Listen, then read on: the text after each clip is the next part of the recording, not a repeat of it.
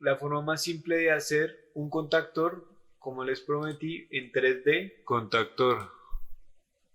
Fíjense que acá yo tengo, mi contactor tiene A1 y A2 y yo sé que si yo le meto corriente, línea neutro, puede ser, digamos línea, se la voy a poner aquí arriba para hacer mucho más práctico, neutro se lo voy a poner aquí abajo. Voy a conectar con fase, línea fase de A1 a L1 a L y neutro de aquí a aquí, ¿listo? Entonces, ¿qué pasa si yo prendo la bobina? Fíjense que esto se puso en rojo. Significa que se cerró mi contactor, ¿sí? Hasta ahí se entiende. Ahora, ¿qué pasa? Yo necesito este pulsador antes que yo pulsando es que se cierre mi contactor. Yo no quiero que mi contactor se cierre, se cierre sin que yo lo pulse. Sino, no, yo quiero que cada vez que yo lo pulse, pum, entonces ahí sí se cierre el contactor. Entonces voy a ponerle acá, pum. Entonces, ahora sí, cuando oprimo, este es el normalmente abierto. Listo. Normalmente cerrado, quise decir. Entonces aquí estaría el normalmente abierto. Si no estoy mal, realmente todavía no manejo bien esta nomenclatura. El 3 y el 4 supongo que serían pues la otra naturaleza de este mismo contactor. Porque aparentemente ambos pulsadores son tanto normalmente abierto, normalmente cerrado, porque solo cambia el color. Es algo que yo asumo. Entonces fíjense que ahora sí, cuando yo oprimo, es que se enciende el contactor. Ahora, ¿cómo yo enclavaría? Bueno, ojo que aquí va la magia. Se supone que este es el 1, el 3 y el 5 son líneas que entran, ¿sí? 2, 4, 6 son líneas que salen. Bueno, este contactor es de solo 3. ¿Hay uno de 4? Bueno, no importa, de todas formas con el de 3 también se puede hacer. Yo voy a hacer que una de esas tres líneas, por ejemplo 5 y 6, vaya a alimentar a uno y a 2. ¿Cómo hago eso? Fácil.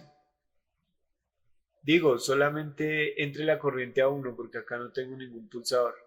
Entre la corriente a uno, pero después de que pase por mi contactor, o sea, voy a conectar mi salida 6, fíjense, mi salida 6 voy a sacarla y la voy a conectar aquí a A1, ¿listo?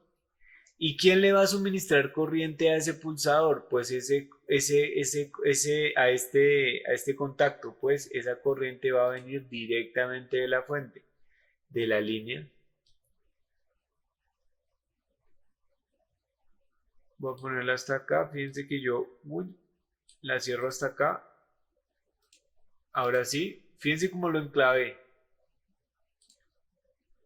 Ahora la corriente entra o interrumpida por mi pulsador en un inicio o entra directamente si pasa por mi contactor del 5 al 6 y entra, alimenta a uno. Es otra posibilidad, ¿listo?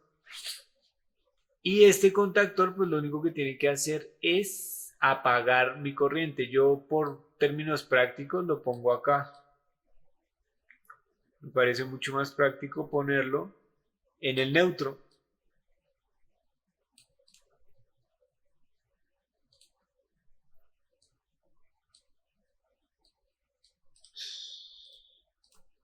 Lo prendo, lo apago. Lo prendo, lo apago. Lo prendo, enclavado, lo apago.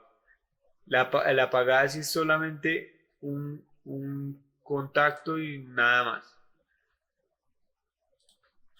No sé si quedó claro porque de pronto no estoy tan relacionado con esto, pero me parece que es muy poco práctico, me parece que nos enreda mucho más, o sea, el esquemático hace las cosas más simples. Verlo así en 3D me parece, y como un esquemático encima me parece que hace las cosas más complejas. Sin embargo, la idea es hacerlo para todos los gustos, entonces por eso lo hice así de complejo. Ahora, ¿cómo sería el esquemático? El esquemático más simple, fíjense, un contactor de 4 canales, una bobina de ese contactor